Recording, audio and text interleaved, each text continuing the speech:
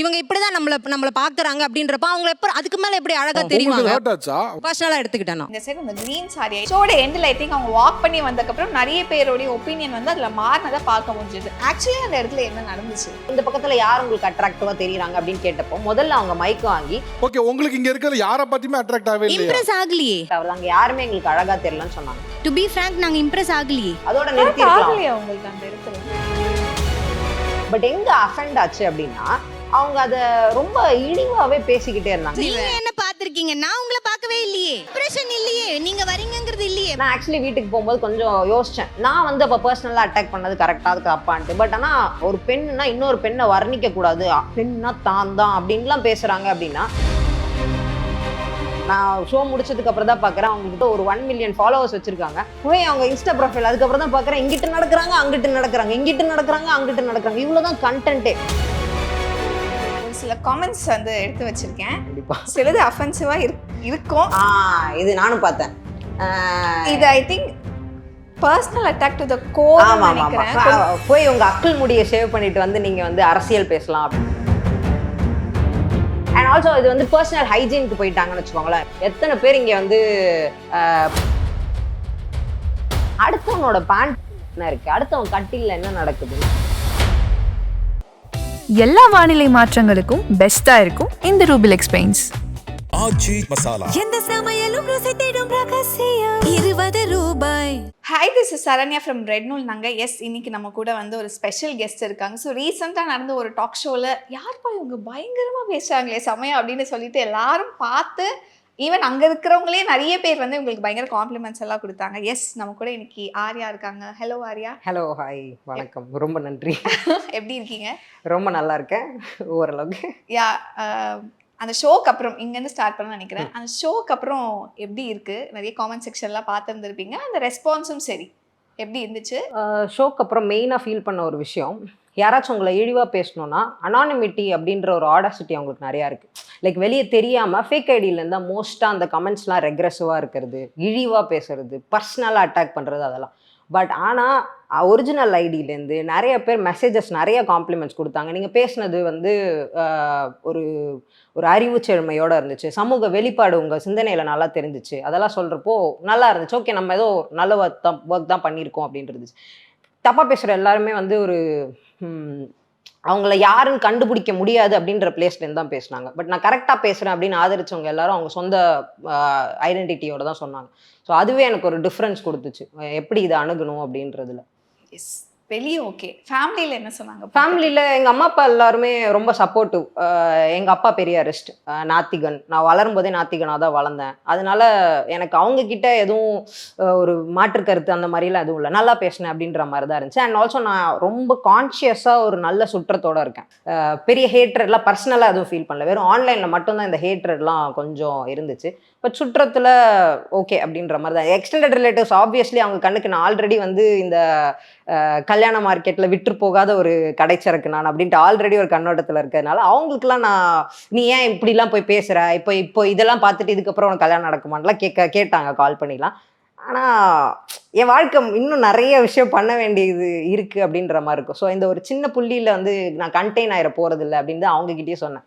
So உங்களோட existence ஒருத்தவங்க புரிஞ்சுக்கல அப்படின்னா அவங்ககிட்ட போய் நம்ம எதுவும் மாற்றி பேச முடியாதுல்ல, அதனால அதெல்லாம் பெருசாக எடுத்துக்கல. இந்த சைடு அந்த green sari I think open ஷோட ஸ்டார்டிங்கில் நிறைய பேர் சொன்னது அவங்க பார்க்க செம்மையாக இருக்காங்கப்பா அப்படின்னு ஆரம்பிச்சு ஷோட எண்டில் ஐ திங்க் அவங்க வாக் பண்ணி வந்ததுக்கப்புறம் நிறைய பேரோடைய ஒப்பீனியன் வந்து அதில் மாறினதை பார்க்க முடிஞ்சது. இன் பிட்வீன் நாங்கள் ஒரு சில விஷயங்கள் பார்த்தோம். ஆக்சுவலி அந்த இடத்துல என்ன நடந்துச்சு? ஆக்சுவலாக சில பிட்லாம் கட் பண்ணிட்டாங்க. லைக் ஆனால் மோஸ்ட்டாக காட்டியிருந்தாங்க. அவங்க வந்து நீங்கள் யாருக்குமே அட்ராக்டிவாக தெரிய மாட்டீங்க அப்படின்னு சொல்லி தான் அவங்களோட ஓப்பனிங் ஸ்டேட்மெண்ட்டாக இருந்துச்சு. அதே மாதிரி இந்த பக்கம் யார் அந்த பக்கத்தில் அட்ராக்டிவாக இருக்காங்கன்னு கேட்டப்போ everybody had an open mind to say இவங்க நல்லா இருக்காங்க, அவங்க நல்லா இருக்காங்கன்னு எங்களால் ஒரு பாராட்டு கொடுக்க முடிஞ்சு. அதே மாதிரி அந்த பக்கம் ஒரு கேள்வி வைக்கிறாங்க, இந்த பக்கத்தில் யார் உங்களுக்கு அட்ராக்டிவாக தெரியுறாங்க அப்படின்னு கேட்டப்போ முதல்ல அவங்க மைக்கு வாங்கி அவங்க ஆனா பொண்ணானே தெரில, அப்புறம் எப்படி அட்ராக்ட் ஆகுறது, அங்கே யாருமே எங்களுக்கு அழகாக தெரிலன்னு சொன்னாங்க. பரவாயில்ல, அது அவங்க பர்சனல் ப்ரிஃபரன்ஸ். ஓகே, உங்களுக்கு நாங்கள் யாரும் அழகா தெரியலையா, ஓகே, அதோட நிறுத்திருக்கலாம். உங்களுக்கு அந்த இடத்துல அது ஒரு பர்சனல் சாய்ஸ் மாதிரி தெரிஞ்சிச்சு. அதுதான் இப்போ மேல் கேஸ்க்காக ஒருத்தவங்க பர்ஃபார்மேட்டிவா இருக்காங்க அப்படின்னா எல்லாருக்கும் நான் அழகா தெரியணும் அப்படின்ற கண்ணோட்டத்தில் அவங்க இருப்பாங்க. நான் எல்லாருக்கும் அழகா தெரியவே வேணாம் அப்படின்னு தானே இருக்கேன். என்ன நான் யாருக்காச்சும் அழகா தெரிஞ்சா ஏன் அழகு எங்க உங்களை கூட்டிட்டு போக போகுது? நீங்க ஒரு மாடலாவோ ஒரு ஆக்டராவோ இருக்கீங்க, இல்ல அந்த துறை சார்ந்து ஏதாச்சும் பணிபுரிகிறீங்க அப்படின்னா நீங்க அழகா இருக்கலாம். எனக்கு எதுக்கு அழகு? நான் வந்து சமூக மாற்றம் ஏற்படுத்தணும்னு யோசிக்கிறேன். நான் ஒரு ஓவிய கலைஞர், உடம்பு ஃபுல்லா பெயிண்டோட தான் முக்காவாசி நேரம் இருப்பேன். எனக்கு எதுக்கு அழகுன்ற பிம்பம்? நான் எல்லாருக்கும் அழகா தெரிய வேணாம் அப்படின்ற அந்த செக்யூரிட்டி எனக்கு இருக்குல்ல. ஏன்னா நான் செல்ஃப் லவ்ல தெளிச்சிருக்க ஒரு ஆளு. நான் எனக்கு அழகா தெரிஞ்சா போதும், என் சுற்றி இருக்கிற சுற்றத்துக்கு அழகா தெரிஞ்சா போதும், என் பார்ட்னர் யாராச்சும் இருந்தா அவங்களுக்கு அழகா தெரிஞ்சா போதும். எல்லாருக்குமே எல்லார் கண்ணுக்கும் நான் அழகாலாம் தெரிய வேணாம் அப்படின்றதுனால எனக்கு அது ஹர்ட்லாம் ஆகல. பட் எங்க அஃபெண்ட் ஆச்சு அப்படின்னா, அவங்க அதை ரொம்ப இழிவாகவே பேசிக்கிட்டே இருந்தாங்க. நீங்கள் யாருக்கும் அட்ராக்ட் ஆக மாட்டீங்கன்னு சொல்கிறது ஒரு விஷயம், எனக்கு அட்ராக்டிவாக தெரியலன்றது ஒரு விஷயம். பட் நீங்கள் யாருக்குமே அட்ராக்டிவாக தெரிய மாட்டேன்றது வாஸ் கிராசிங் ஒன் பவுண்டரி. அதுக்கப்புறம் என்ன சொல்கிறாங்கன்னா, இப்போ நீங்கள் எல்லாரும் பார்த்தீங்கல்ல இந்த மாதிரிலாம் அவங்க நடந்து வந்தாங்க ஒரு பிட்டில். இப்போ நீங்கள் எல்லாரும் பார்த்தீங்கல்ல இந்த மாதிரி நீங்கள் நடக்கும்போது எங்கேயாச்சும் உங்களை பார்ப்பாங்களா யாராச்சும் அப்படின்னு கேட்குறாங்க. எங்களை பார்க்க வேணாண்டா, என்னை யாராச்சும் ஒருத்தன் நீ நீ நிஜமாலே என் மேலே ஒரு ஒரு ஆர்வம் இருக்குது, ஒரு கியூரியாசிட்டி இருக்குன்னா அது என் அறிவுச்செழுமையிலேருந்து இருக்கட்டும்ன்றேன். நான் படித்த புத்தகங்கள்லேருந்து நான் கூறும் வரிகள்லேருந்து இருக்கட்டும்ன்றேன். நான் எழுதுகிற ஏன் எழுத்துலேருந்து இருக்கட்டும், நான் பேசுகிற வாக்கியத்துலேருந்து இருக்கட்டும்ன்றேன். ஒருத்தன் பார்த்த உடனே நான் ஏன் அழகாக தெரியணும்? அவங்க அந்த பிம்பத்தில் ரொம்ப திளைச்சிட்டு அதை மற்றவங்க மேலே ப்ரொஜெக்ட் பண்ணிக்கிட்டே இருந்த மாதிரி இருந்துச்சு. We are performing to the male gaze, ஆனால் நீங்கள் வந்து அதுக்கு பர்ஃபார்ம் பண்ணலை, அதனால உங்களை வந்து நாங்கள் சமூகத்துலேருந்து ஒத்தியே வைக்கிறோம் அப்படின்னு சொல்கிற மாதிரி இருந்துச்சு.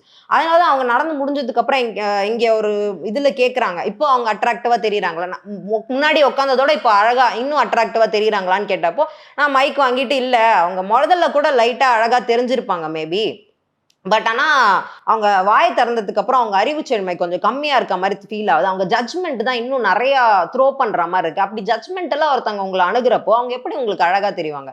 கரெக்ட் தானே? ஒருத்தங்க பார்க்குறோன்னே உங்களுக்கு வந்து அவங்க அழகாக இருக்காங்கன்றது அவங்க கண்ணுனால இருக்கலாம், அவங்க பாவனை உடை எதில் வேணால் இருக்கட்டும்.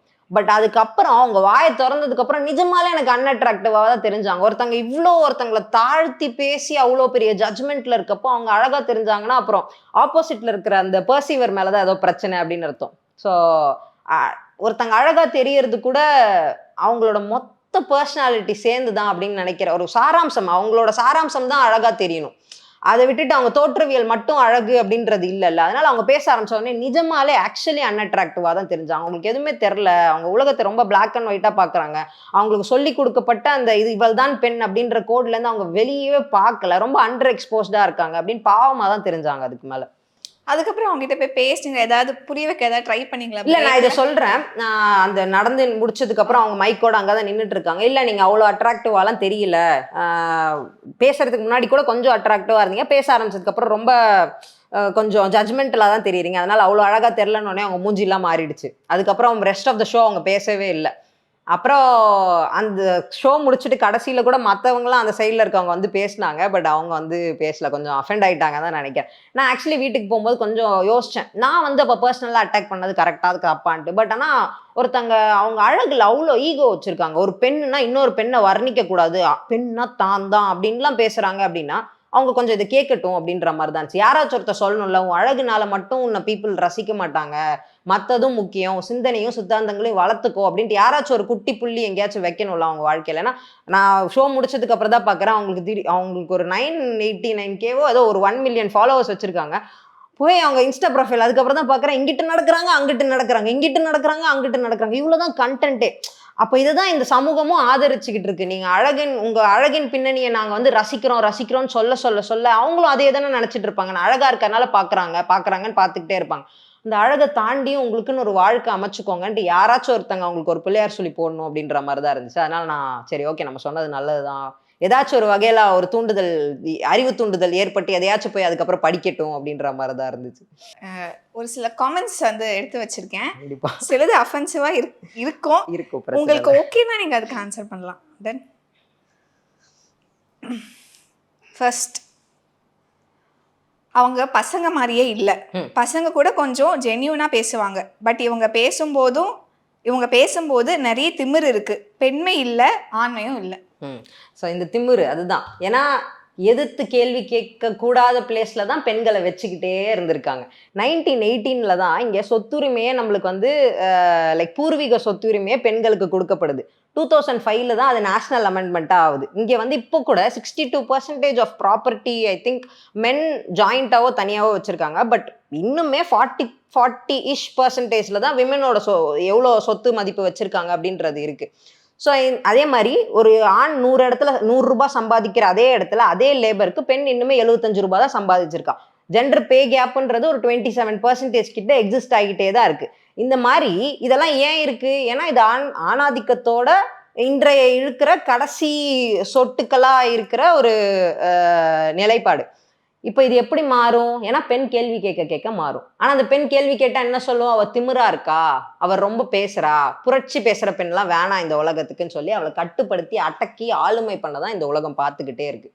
ஏன்னா ஈக்குவாலிட்டி நம்ம கேட்க ஆரம்பிச்சிரும் அப்படின்ற அந்த பயத்துல தான். ஈக்குவாலிட்டி பேசினாலே இந்த ஃபெமினிஸ்ட்டுங்க அப்படின்ட்டு ஏதோ அது ஒரு கெட்ட வார்த்தை மாதிரி அதை பிரதிபலிக்கிறது. ஃபெமினிசம் அப்படின்னாலே என்ன உங்களுக்கும் எங்களுக்கு இது நிகராக புகைப்பிடிக்கணுமான்னு கேட்கறது. ஃபெமினிசம்ன்றது ஈக்குவாலிட்டி கேட்கறது. இப்போ நான் சொன்னல ஜெண்டர் பே கேப்லேருந்து ஒரு பெண் எப்படி, ஏன்னா ஒரு ஆண் வந்து எப்படி இருக்கணும்னு நம்ம ஒரு வரைமுறை பேசுறதே இல்லையா. ஆண் என்றால் இப்படி இருக்க வேண்டும் அப்படின்றது. இப்போ ஒரு ஆண் வந்து லாங் ஹேர் வச்சிருக்கானா நீ ஏன் லாங் ஹேர் வச்சிருக்க பொண்ணு மாதிரின்னு கேட்கறது இல்லையே. ஆனால் ஒரு பொண்ணு ஷார்ட் ஹேர் வச்சிருந்தா நீ ஏன் ஆண் மாதிரி ப்ரெசென்ட் பண்ணிக்கிறேன்னு கேட்குறேன். ஏன்னா பெண் இன்னுமே ஒரு இழிவான ஜெண்டர், ஆண்றது ஒரு ஒரு போல்டான ஜெண்டர் அப்படின்றத நம்ம இன்னுமே பார்க்குறோம். அதனாலதான் ஷார்ட் ஹேர் வச்சிருக்கவங்களாம் ஆண்கள்னு சொல்றாங்க. ஏன்னா ஆண் தான் போல்டா இருப்பான் அப்படின்ற அந்த அலங்கார பிம்பத்தை இன்னுமே நம்ம வந்து கேரி ஃபார்வர்ட் பண்ணிக்கிட்டே இருக்கோம். ஸோ இந்த மாதிரி எல்லா இடத்துலையுமே அதை சேஞ்ச் பண்ணும்போது தான் அந்த மொத்த கட்டமைப்பையே நம்ம தகர்த்தெறிய முடியும் அப்படின்னு நினைக்கிறேன். நீங்க சொல்லும் போது இன்னும் ஞாபகம் வருது, ஒரு ஆண் அழும்போது கூட நீ எதுக்கு பொண்ணு மாதிரி அழற. ஏன்னா இன்னைக்கு நீங்க கெட்ட வார்த்தையெல்லாம் எடுத்து பாருங்க, ஒரு கெட்ட வார்த்தை கூட ஆணை நோக்கி இருக்காது. எல்லாமே இழிவா பேசுற அத்தனை கெட்ட வார்த்தையும் பெண்ணோட உறுப்புகள், பெண்ணோட லைக் பெண்களை நோக்கி தான் மொத்தமாவே அது ரிவால்வ் ஆகிக்கிட்டே இருக்கும். ஏன்னா பெண்ணுனா இழிவா பேசிக்கலாம், ஆனா பேச முடியாது. ஏன்னா this is still a mens world. அதுல நம்ம எல்லாம் ஒரு பொம்மைகள், அவ்வளவுதான். அதுல நம்ம பொம்மையாவே இருக்கிற வரைக்கும் ஓகே. நம்ம அதை தாண்டி வந்துட்டோம் அப்படின்னா ஓகே இவ திமிரானவ அப்படின்ற அந்த ப்ரொஜெக்ஷன் ஆட்டோமேட்டிக்கா போயிருது. Next comment. இப்படி இருந்தா ஆம்பளைன்னு சொல்லாம எப்படி சொல்லுவாங்க? ஸோ இதுக்கு இப்போ நான் பாலினம் அப்படின்ட்டு ஒன்று எடுத்துக்கலாம். உயிரியல் பாலினம், பயாலஜிக்கல் செக்ஸ், ஜெண்டர் அப்படின்னு 2 விஷயம் வச்சுக்கலாம். இப்படி இருந்தால் ஆம்பளை அப்படின்னு சொல்கிறாங்கல்ல. சரி, நான் இதே வந்து ஒரு லாங் ஹேர் வச்சுருக்கேனே வச்சுக்கோங்க, டேட்டூ எதுவும் போடல, நீங்கள் சொல்கிற பெண் மாதிரியே இருக்கேன். அப்பயும் என் கட்டை குரலுக்காக என்ன நீங்கள் வந்து ஆண் அப்படின்னு சொல்ல மாட்டீங்களா? இல்லை எனக்கு முகத்தில் முடி முளைக்கும் இங்கெல்லாம், ஓகேவா? ஸோ இப்போ எனக்கு வந்து முகத்தில் முடி முளைக்கிறதுனால நீ மறுபடியும் ஆண் அப்படின்னு சொல்ல மாட்டீங்களா? அவங்களுக்கு யாரோ ஒருத்தங்க உங்களோட தனி மனித சுதந்திரத்தை தாண்டி உங்க விருப்பு வெறுப்புகளை தாண்டி குவெஸ்டின் பண்றாங்க அப்படின்னாலே ஒரு அடக்குமுறை பார்வையிலேருந்து அதை பண்றாங்க. இப்போ நான் எல்லாமே மாத்திக்கிட்டாலும் சொல்றவனுக்கு இன்னொரு கருத்து இருந்துக்க தான் போகுது. நீ நெட்டையா இருக்க, குட்டையா இருக்க, குண்டா இருக்க, ஒல்லியா இருக்கன்ட்டு பாடி ஷேம் பண்ணணும்னு ஆரம்பிச்சாங்கன்னா அவங்களுக்கு நீங்க என்ன பண்ணாலும் பிரச்சனையா தான் இருக்கும். இதுக்கு நடுவில் நான் யாருன்னு போய் ப்ளீஸ் பண்ணுவேன்? ஏன் யூனிப்ரோ இது நேச்சுரலா எனக்கு இருக்கிறது. இதே நான் வந்து இப்போ கேபிட்டலிசம் என்ன சொல்லும், போய் த்ரெட்டிங் பண்ணிக்கோ, பெண் மாதிரி இரு அப்படின்னு சொல்லும். எனக்கு இதுதான் ஆனா இன்னொரு பக்கம் நீ நேச்சுரலா இல்ல ஆண் மாதிரி இருக்கன்னு சொல்லும். அப்போ நான் இது நேச்சுரலா இல்லை நான் வந்து நீங்கள் சொல்கிற அலங்கார வெளிப்பாடு, அலங்கார தோற்றவியல் எல்லாத்தையும் நான் இது பண்ணி பண்ணுறது என் நேச்சுரலா? எது நேச்சுரல் அப்படின்னு சொல்லணும்ல. ஸோ ஆண் மாதிரி இருக்கேன்னா எதை வச்சு சொல்கிறீங்க? என் குரல், என் நேச்சர், அதுலேருந்து சொல்ல முடியாது. என் ஹேர் கட், என் ஃபேஷன் சாய்ஸ், அதை வச்சும் சொல்ல முடியாது.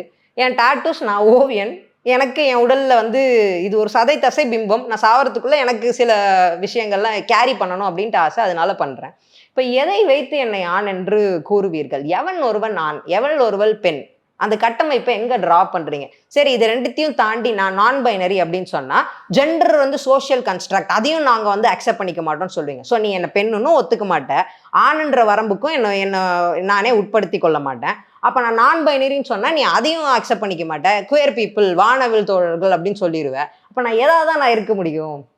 ஸோ இப்படி நீங்கள் சொல்கிற கட்டங்கள் எனக்கு அதுக்குள்ளே என்னால் என்னை புகுத்திக்க முடியல அப்படின்னா, அதை தாண்டி நான் இருக்கேன் அப்படின்னா என்ன தான் அக்செப்ட் பண்ணிப்பீங்க? அப்போ நான் யாரோட அக்செப்டன்ஸ்க்காக ஓடணும்?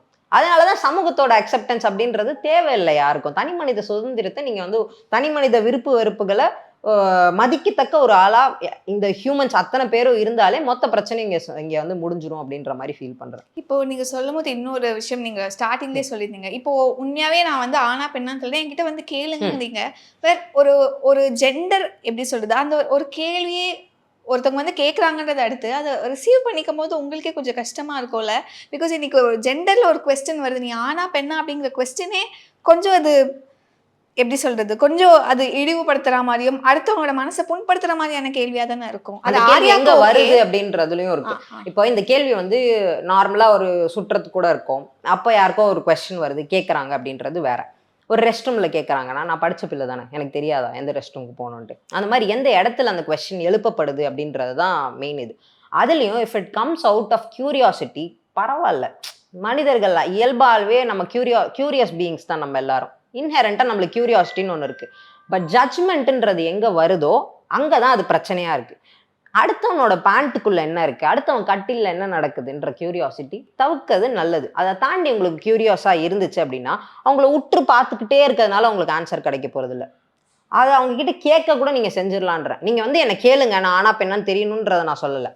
உங்களால கட்டுப்படுத்திக்கவே முடியாத ஒரு கியூரியாசிட்டியில இருக்கீங்க அப்படின்னா கேட்க கூட செஞ்சிருங்க. பார்த்துக்கிட்டே இருக்காங்க, ஊடுருவுற மாதிரி பார்த்துக்கிட்டே இருக்காதீங்கன்னு சொல்றேன். எடுத்து வச்சிருக்கீங்க. ஆமா, கொஞ்சம் பெண்மையை மதிக்கிற ஒரு பெண் ஆண் மாதிரி ட்ரெஸ் பண்றாங்க, ஏன் அவங்கள அப்புறம் பொண்ணுன்னு சொல்லிக்கிறாங்க, பையன்னு சொல்லிக்க வேண்டியது தானே? அதுதான் நான் மறுபடியும் கேட்குறேன். நான் ஆண் மாதிரி ட்ரெஸ் பண்ணிக்கிறேன்றது யார் முடிவு பண்றா? எதுக்காக இது ஆணோட உடை இது பெண்ணோட உடைன்ட்டு யார் வந்து பிரிச்சு வைக்கிறா?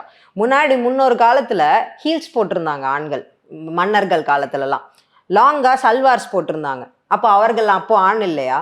ஸோ நாகரிகத்துக்கு ஏற்ற மாதிரி சிவிலைசேஷன்ஸ் எவால்வ் ஆகிக்கிட்டே தான் இருக்கும். அதுக்கேற்ற மாதிரி ஃபேஷன் சாய்ஸஸும் எவால்வ் ஆகிக்கிட்டே தான் இருக்கும். 18th centuryல போட்ட காஸ்டியூம் நம்ம இன்னும் போட்டுக்கிட்டு இருக்கோமா? 19th centuryல போட்டதை நம்ம இன்னும் போட்டிருக்கோமா? இன்னொரு காலத்தில் சொல்லணும்னா நம்ம முன்னோர்கள்லாம் ஜாக்கெட்டே ப்ளவுஸ்ன்ற வழக்காடையிலே ப்ளவுஸ்ன்றது கிடையாது, வெறும் சாரீ மட்டும்தான் போட்டிருந்தாங்க. இப்போ ஆனால் அதே போடுற பாட்டிங்கள்லாம் என்ன சொல்கிறோம், இழிவாக தான் பேசுகிறோம். அவங்க ஏன் அப்படி போடுறாங்கன்ற ஒரு படம் கூட வந்துச்சுல்ல ரீசெண்டாக, அங்கம்மாள். ஸோ அந்த மாதிரி இன்னுமே அந்த மாதிரி கமெண்ட்ஸ்லாம் இருந்துகிட்டே இருக்குது. ஸோ ஒரு பெண்ணோட உடை, அவளோட அழகியல், அதை சார்ந்து யாருக்கு ஒரு கமெண்ட் இருந்தாலும் அது வந்து ஒரு ஒடுக்குமுறையோட ஆயுதம் மட்டும்தான். ஃபைனலாக ஒரு கமெண்ட், அது ஐ திங்க் நீங்களே ரீட் பண்ணி அதுக்கு நீங்கள் சொல்லணும்னா சொல்லலாம். பெண்மையை மதிக்கிற ஃபர்ஸ்ட் இது நானும் பார்த்தேன். இது I think personal attack to the core நினைக்கிறேன். போய் உங்க அக்கிள் முடியை ஷேவ் பண்ணிட்டு வந்து நீங்க வந்து அரசியல் பேசலாம் அப்படின்லாம் சொல்லிட்டு இருந்தாங்க நிறைய பேர் கமெண்ட்ஸ்ல. அதுதான் அது வந்து இப்போ ஒருத்தங்க நிஜமாலே ஒரு அறிவியல் சிந்தனையோட இருக்கவங்க, ஒரு நல்ல ஒரு பின்னணியிலேருந்து வரவங்க, நிஜமாலே அவங்களுக்கு இந்த கொஸ்டின் இருக்கு, இந்த உலகமே வந்து ஆம்பிட்ஸ்லாம் ஷேவ் பண்ண சொல்லி கொடுத்துருக்குல, நீ ஏன் ஆம்பிட் ஷேவ் பண்ணல அப்படின்னு என்கிட்ட ஒரு 1-on-1 டிபேட்ல உட்காந்து கேட்டாங்கன்னா நான் அவங்க கிட்ட ஒரு ஆன்சர் கொடுக்கலாம். அந்த அனானிமிட்டியில மறைஞ்சிட்டு முதல்ல ஆம்பிட்டை ஷேவ் பண்ணிட்டு வந்து பேசு, முதல்ல அக்கிள் முடி ஷேவ் பண்ணிட்டு வந்து பேசுன்றதெல்லாம் நீ யாருன்னு கண்டுபிடிக்க முடியாது வெளியே. நீ பேசினதுக்கு கான்சிக்வன்சஸ் இருக்காது அப்படின்றதுனாலேயே சொல்றப்படுற கமெண்ட்ஸ். பட் என்னோட பர்சனல் சிந்தனை என்ன தெரியுமா, உங்க மூக்கு நுனி தாண்டி உங்க சுதந்திரம் கிடையாது. உங்க மூக்கு நுனி வரைக்கும் தான் உங்க சுதந்திரம், உங்க சிந்தனைகள் அனைத்தும். நீங்க வந்து யாரோ ஒருத்தர்கிட்ட நீங்க இதை பண்ணுங்க அதை பண்ணுங்கன்னே போய் சொல்ல முடியாது. நீ அவன் சுற்றமா இல்லை, நீ என் சுற்றமா, நீ என் சொந்தக்காரனா, எதுவுமே கிடையாது. நீ வந்து என் அக்கிள் முடி நான் சேவ் பண்ணல, உனக்கு என்னடா பிரச்சனை அப்படின்ற மாதிரி தான் இருக்கு. அண்ட் ஆல்சோ இது வந்து பர்சனல் ஹைஜீனுக்கு போயிட்டாங்கன்னு வச்சுக்கோங்களேன். ஏன்னா நாங்கள் உங்களோட ஹைஜீனை நீங்கள் பார்த்துக்கணும் அப்படின்ட்டு பண்ண சொல்கிறேன் அப்படின்னா எத்தனை பேர் இங்கே வந்து பர்சனல் ஹைஜீன்றதை எல்லா இடத்துலையும் மெயின்டைன் பண்ணுறாங்க. அதே என் அக்கிள் முடியில் மட்டும் பர்சனல் ஹைஜீன் டக்குன்னு அதை பற்றி அதோட நோஷன்ஸ்லாம் வருது. இந்த மாதிரி இன்டர்னலாக பர்சனலாக அட்டாக் பண்ணுறாங்க அப்படின்னாலே அவங்களோட சிந்தனை மொத்தமுமே ஒடுக்குமுறை சார்ந்து மட்டும்தான். இதெல்லாம் நான் சொல்லிட்டா அதை இழிவுன்னு எடுத்துக்கிட்டு நான் என்னையே மறைச்சிட்டு ஓரமாக போய் ஒடுங்கி உக்காந்துருவேன் அப்படின்றதுல தான் அது ஆரம்பிக்குது. இழிவா ஒருத்தங்க நிஜமாலே கியூரியஸாக இருக்கு, இந்த உலகமே ஆம்பிட்லாம் வேக்ஸ் பண்ணாமல் காட்டுறது இல்லை, நீ ஏன் இப்படி வர அப்படின்னு கேட்டாங்கன்னா நான் சொல்லுவேன், ஏன்னா எனக்கு இது கம்ஃபர்டபுளாக இருக்குது. நான் என்னை ப்ரெசென்ட் பண்ணிக்கணுன்ற என் அழகு என் ஆம்பிட்லேயோ என் முகத்துலேயோ என் முடியிலையோ கிடையாது. நான் படித்த புத்தகங்கள், நான் என்னை பில்ட் பண்ணிக்கிறேன், என் கேரக்டர், என் பர்சனாலிட்டி, இதெல்லாம் தான் எனக்கு ஃபஸ்ட்டு தெரியணும். அதுக்கு நடுவில் நீ என் ஆம்பிட்டை நோட்டீஸ் பண்ணுறேன்னா உனக்கு ஆம்பிட் ஃபெட்டிஷ் இருக்குது. நீ ஏதோ ஒரு வகையில் ஏதோ ஒரு பெண்ணை நீ அந்த மாதிரி தான் பார்த்துக்கிட்டு இருக்க. கண்ணை பார்த்து பேசி பாருங்க, நான் எந்த ஆணும் நீ வந்து, ஏன்னா நான் அவ்வளோ பாயிண்ட்ஸ் பேசியிருப்பேன், அதை தாண்டி என் அக்கள் தான் உனக்கு கண்ணுக்கு தெரிஞ்சிருக்கு அப்படின்னா உங்க கண் பார்வையில தான் கண்டிப்பா தப்பு இருக்கு.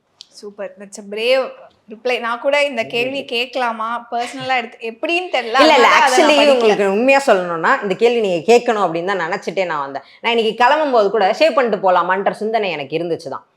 அப்புறம் நான் யோசிச்சு பார்த்தேன், நான் ஷேவ் பண்ண தான் போறேன், நாளைக்கோ நாளானிக்கோ பண்ணிப்பேன், அது ஏன் நான் ஷோக்காக ஷேவ் பண்ணிட்டு போகணும்? எனக்கு எப்போ தோணுதோ அப்போ நான் பண்ணிக்கிறேன். என் ஆம்பிட்ல தான் என் அழகு வந்து நிக்குதுன்னா நின்றுட்டு போட்டோம், அது ஏன் பிரச்சனை கிடையாது, அது பார்க்குறவங்களோட கண்ணோட்டத்தில். எல்லா வானிலை மாற்றங்களுக்கும் பெஸ்டா இருக்கும் இந்த ரூபிலெக்ஸ் பெயிண்ட்ஸ். ஆச்சி மசாலா. எந்த சமையலும் ருசி தேடும்